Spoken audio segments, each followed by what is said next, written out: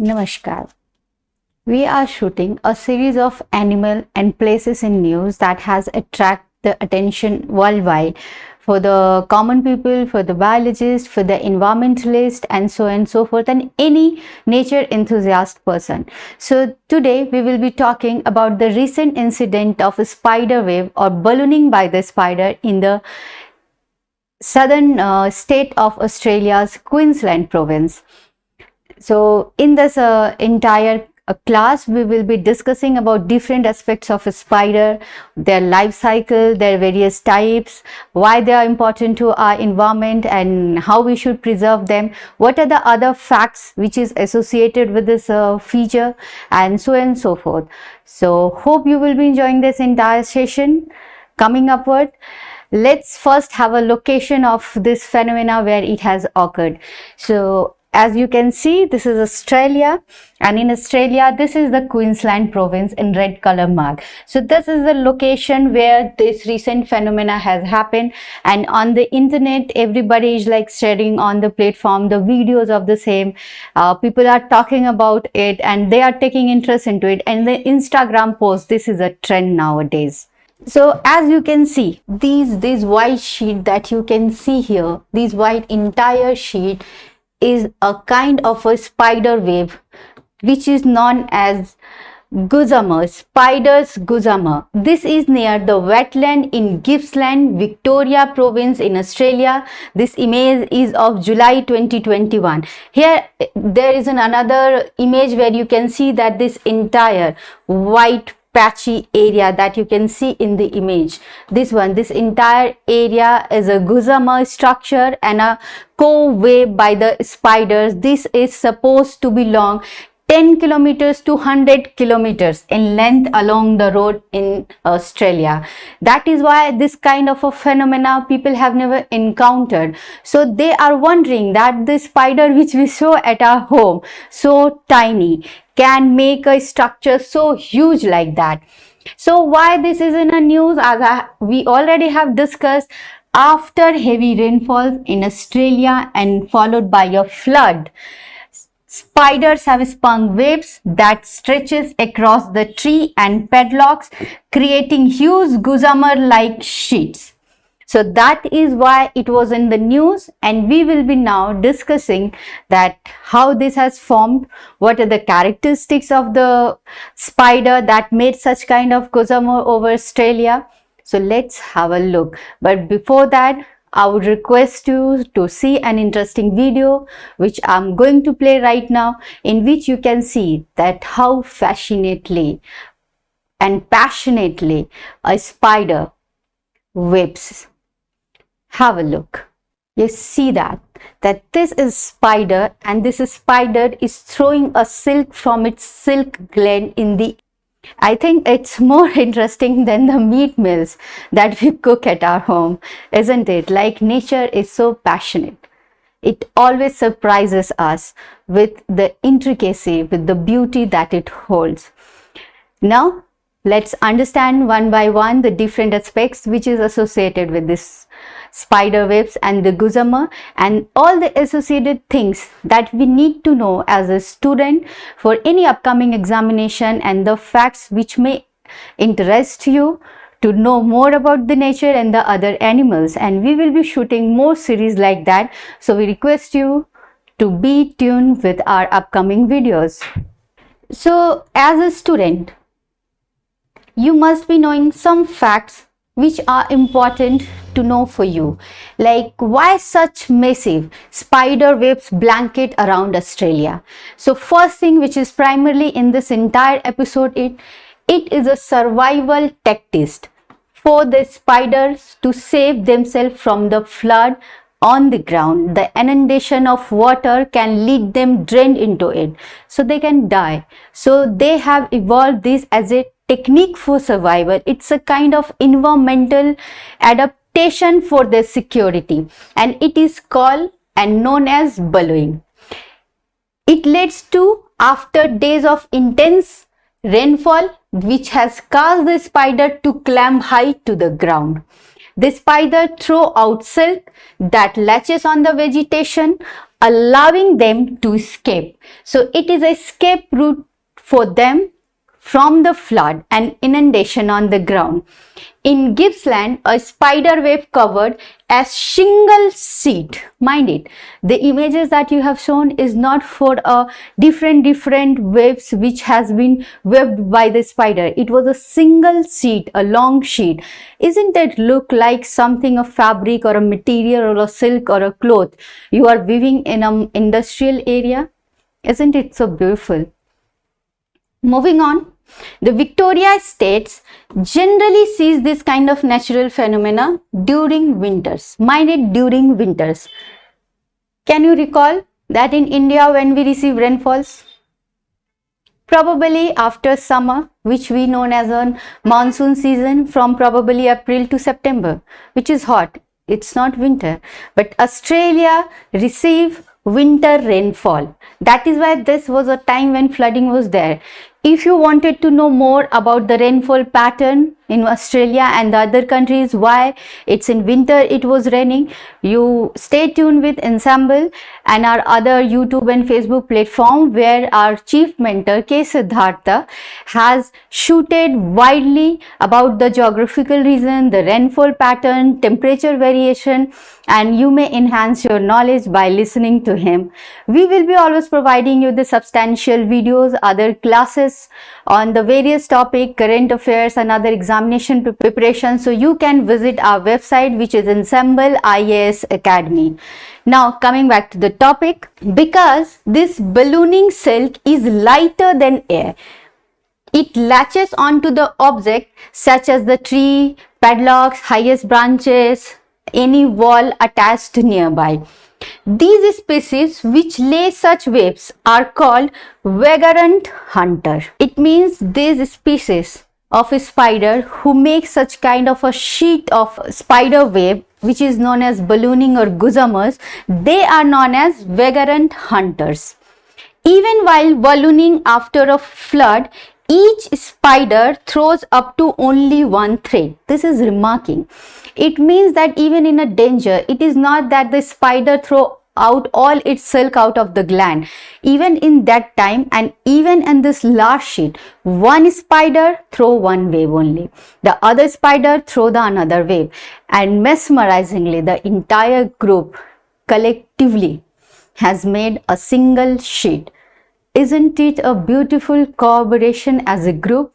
Can't we learning experience as a group from these animals? Think about it. I think we can.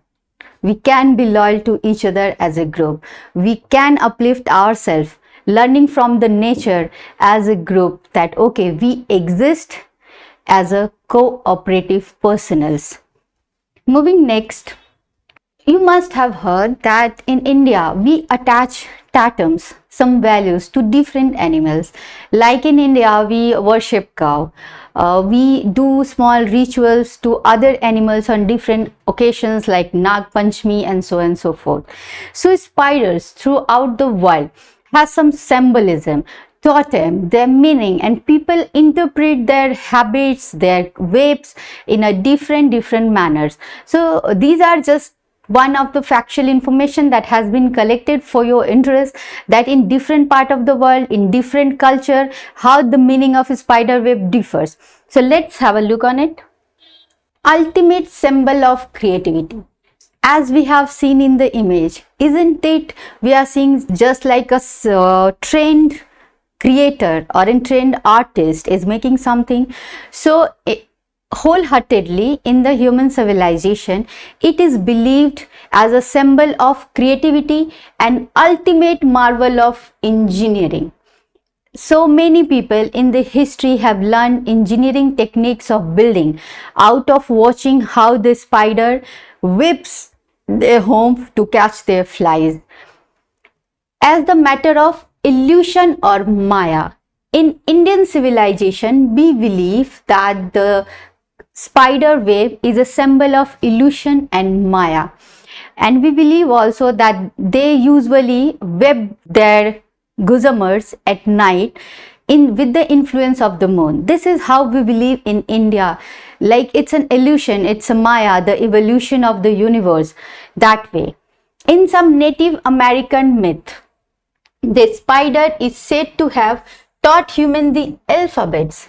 Isn't it interesting that the Native American believes that looking at the webs of the spider, we can trace the evolution of alphabet. Think about it, which is a base of our education system.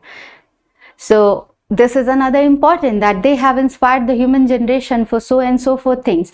In China, usually they believe that the fishing nets design has been made after the observation of the spider webs. So they are inspiring so many things in different part of the world. That is how we say that the cultural is important thing in learning of a child. Culture interpret various phenomena, the same thing in a different manner. Early Celt people. The Celt people are the resident of the Central Europe. Right now, they are prevalently found in the Ireland and the UK region. So they people believe that the spider is a symbol of good luck. Imagine that the spider we usually fear, we throw out of the home, we feel them dirty. They find them as a symbol of good luck. They usually gift kind of artifacts which is making a spider to the people on their birthday and occasions, because they believe this is good luck. The spider spiritual meaning in Bible and Christianity is that it is a devil and a miser. The people who are poor are due to the presence of the spider at their home. So they negatively project the spider at their home. And if you are dreaming, like in India we used to interpret the dreams of the spider, so if you are dreaming about the spider or spider web, it means that you might be dreaming about some ancient knowledge, you are about to learn some new languages, some intricacy, creativity, or you are in a process of understanding your own life processes. Maybe you are exploring yourself, a portion of spirituality towards your life. And some people believe, especially in Japan, that if you are dreaming about a spider or a spider web, it means you are dreaming about the feminine part. And usually people worship a spider before their pregnancy to get a male child or a female childbirth. So these are some of the interesting facts for you, so that if you are remembering the other stuff regarding spider, it may give you some instinct to learn more. Now we will be discussing for various aspects of the physiology, their behavior of spider and spider webs. Although across the world there are nearly 40,000 species of spiders are found, but for the simplification they are grouped into two parts. One is the cephalothorax and the second is the abdomen.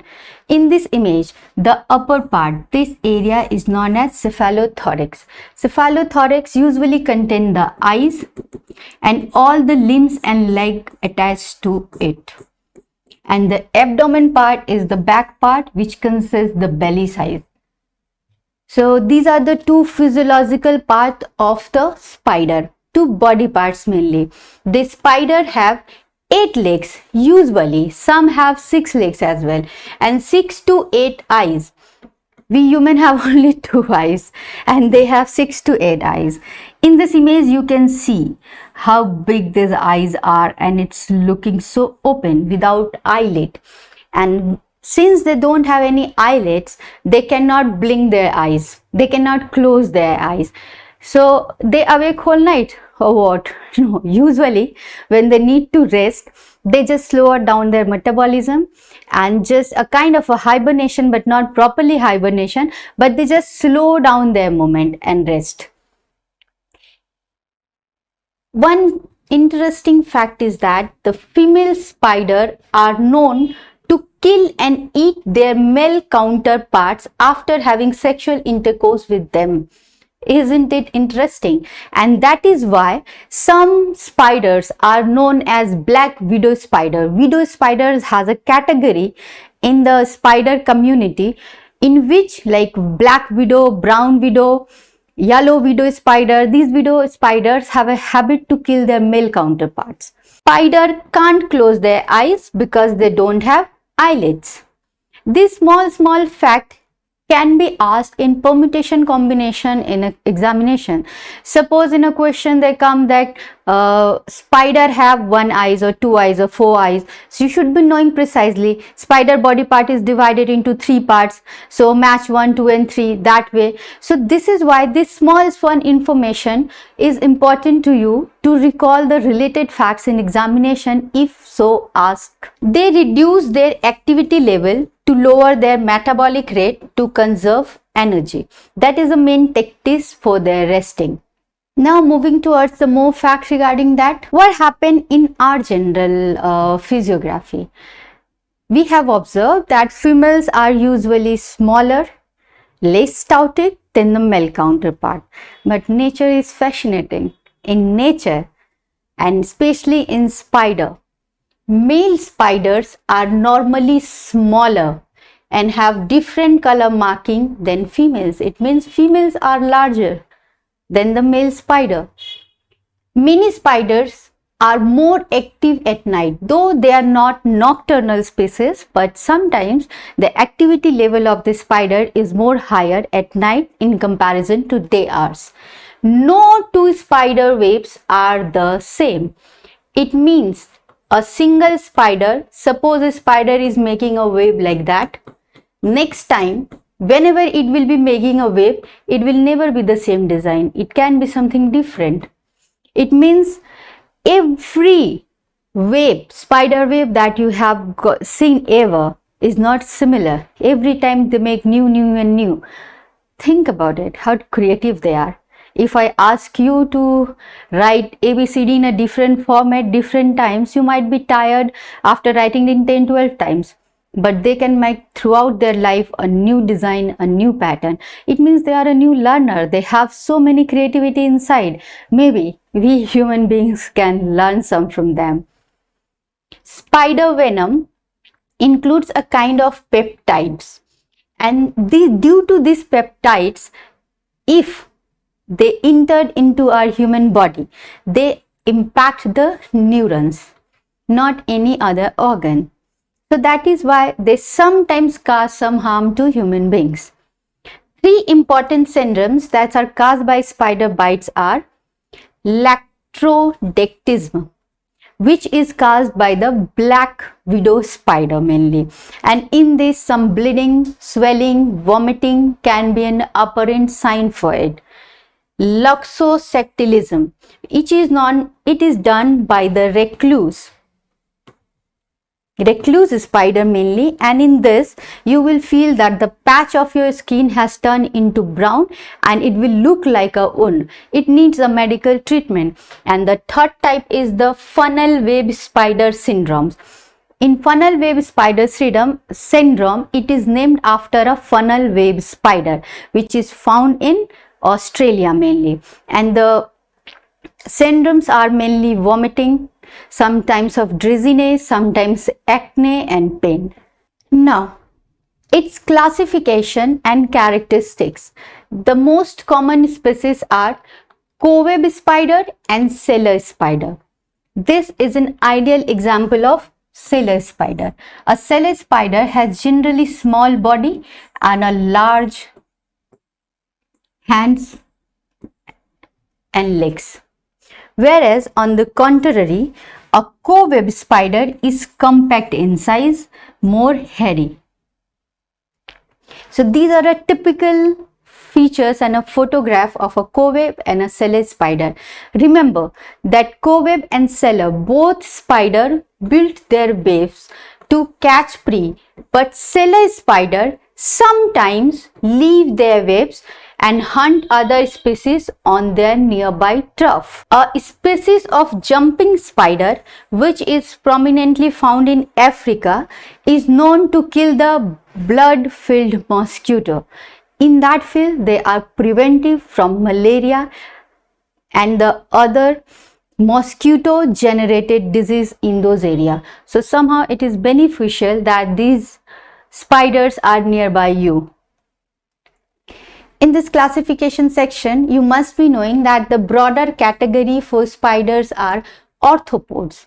They and they are invertebrates animal, and there are more than 40,000 species across the world. Spider that make integrated webs known as passive hunters. Passive hunters means who do not flung upon their prey directly, rather than they do some kind of other tactics, wait there and then catch their prey. So the spider webs around, waited in their webs. When the flies comes in, they catch. It means they are passive hunters. But the spiders that do not make elaborate webs are called active hunters. Active hunters are they directly go and chase the prey and then catch it. So a crab spider is basically a type of active hunter because they actively seek out their prey as they move around. Okay, now we will be discussing some of the popular spiders classification and their type and their major features, along with the diagrams that may help you understanding this entire concept, and you may recall in the examination if anything asks related to that. Let's start with wolf spiders. This is a typical example of a wolf spider. It looks like that. You might have seen nearby the area of your home. Now these wolf spiders have large and hairy, incredible eyesight. It means they are prominently able to see their prey on a longer distance as well. They are known for their eyesight. They do not build webs to catch their prey. It means they are active hunters. Found on the ground or in burrow underground. The bite syndromes humans experience are usually mild. It means they are not very dangerous to human beings. The second type is a jumping spider. Jumping spiders are the largest family of spiders. About 30% of the total spiders found across the world, out of which they are the largest one. Short, stout spiders that normally move relatively slow. It means their movements are very slow, but they jump very high. If you can see this image, like look at the posture. It's like so actively about to jump. This is a typical image of a jumping spider. They usually can jump 10 to 15 times higher of their body size. So these are known as jumping spiders.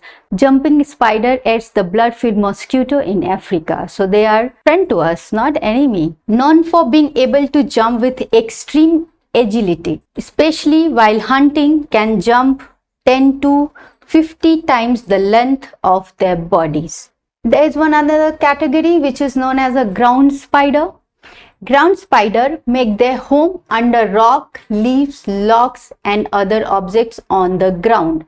Therefore, since they reside mainly on the floor, on the ground, that is why they are named as ground spider. It will help you to recall their activities, their home and habitat. Normally red or grey-brown in color. It means they look like that, this way. Sometimes it is plain brown, or sometimes they may have some strip over them, or this kind of strip over them. So they can be plain brown color or a grey color or a red color with a strip or without a strip. Do not produce venom. It means they are not dangerous to us that can harm human beings. So they are also friendly to us. Sac spider often reside in the garden, piles of leaf or wood. So usually you might have spotted this spider in your garden sometime, especially when there is a fall of the leaves. They grow immensely at that time, and sometimes they enter into the human homes and the human habitat as well. That is why we fear spider a lot. We feel like killing them or running away from them. Next time if you encounter a spider, better not to kill them, just caught them and leave them in the wild. They can find their natural places somewhere else, not to you. One more variety is a crab spider. Crab spider, as you can understand, the crab name comes from a solid body part. So you can see that in this image, this is a crab spider, typically look like a fish crab. And in the crab spider, these four limbs, these are usually larger than the back limbs. You see, these back limbs are smaller, and these forelimbs they use to catch their prey. They usually from these limbs attack on the prey and catch it. These are the minor limbs which support them to catch it. So this is one of the speciality of a crab spider, and these legs are used primarily for hunting. They do not make webs. It means they are active hunters.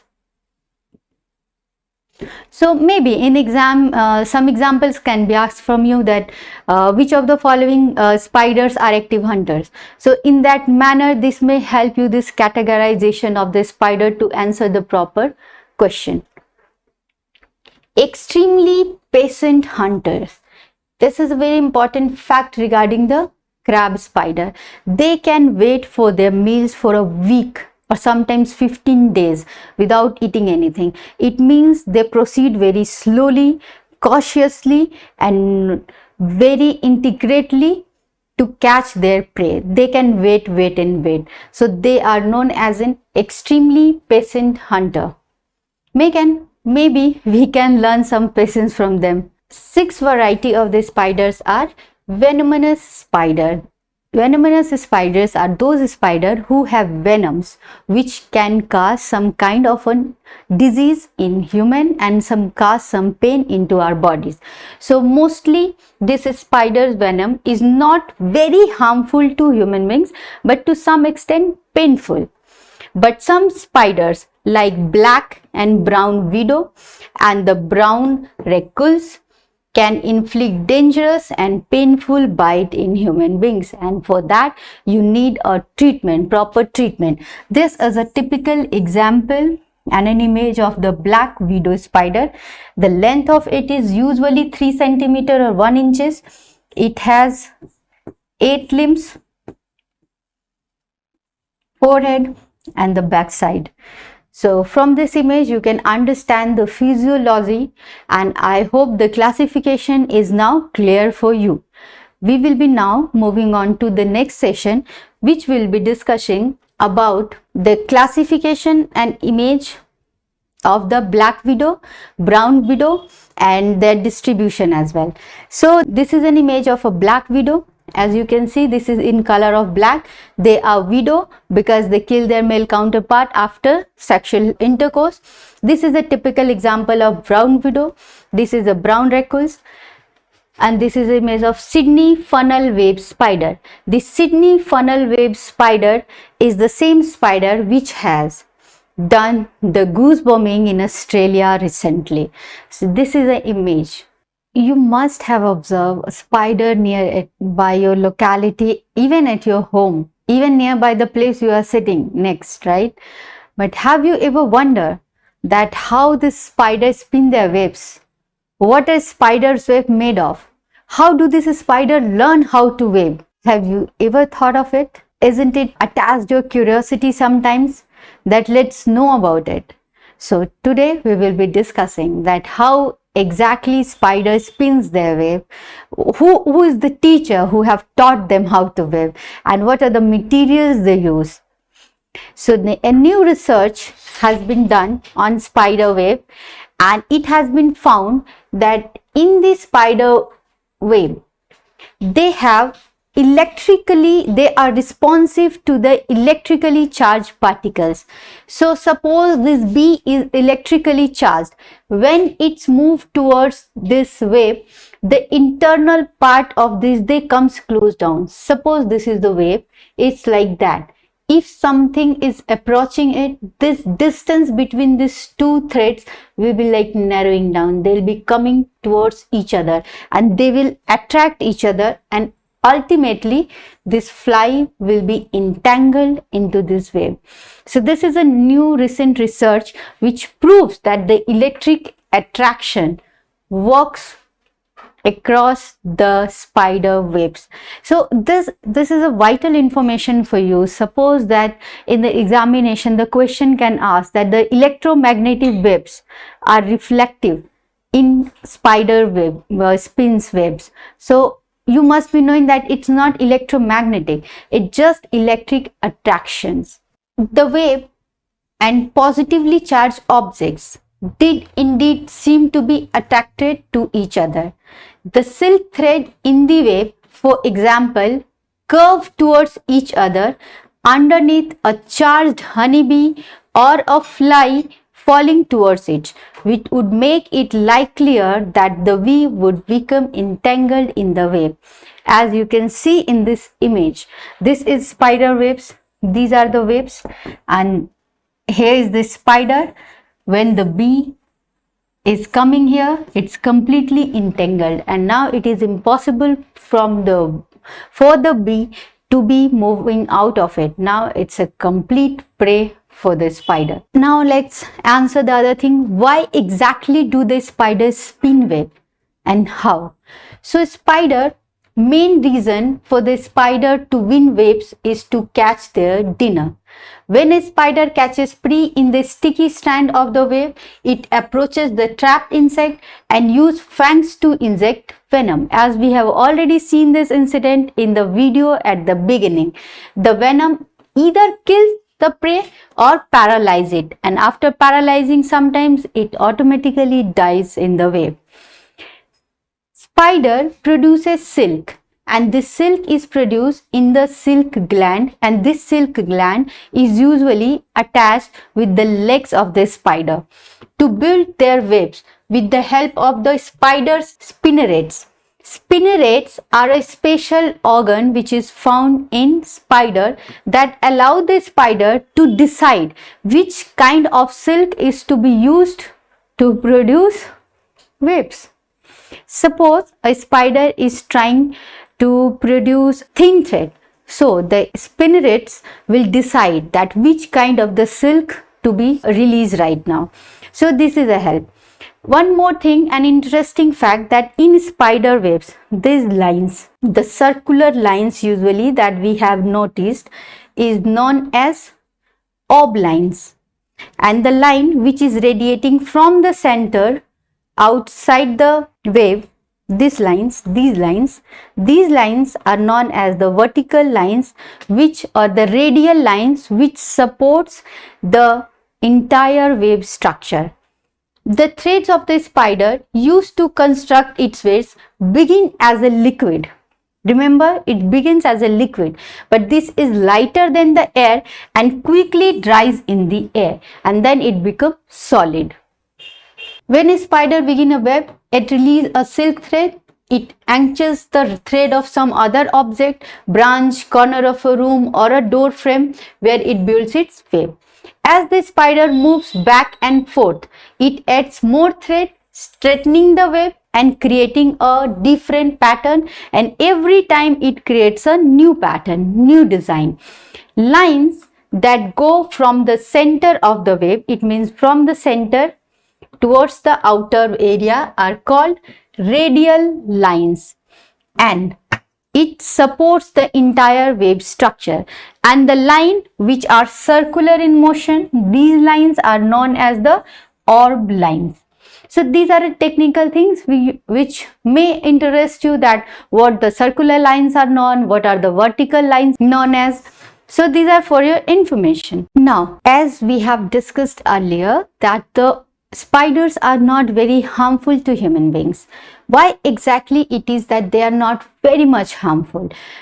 The fundamental reason is that spiders are not born to kill human beings, and the design of the venom that is stored inside a spider is primarily to kill the small insect. That is why it is not very harmful to us.